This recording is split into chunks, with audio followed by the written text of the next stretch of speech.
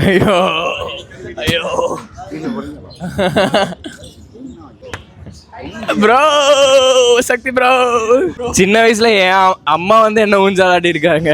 நீங்க எதுக்கு அம்மாவா ப்ரோ அப்பாவா? பயமா இருக்கா ப்ரோ? நக்குதா நிஜமாவா? ஓ நக்கிச்சா நிஜமா? கைஸ்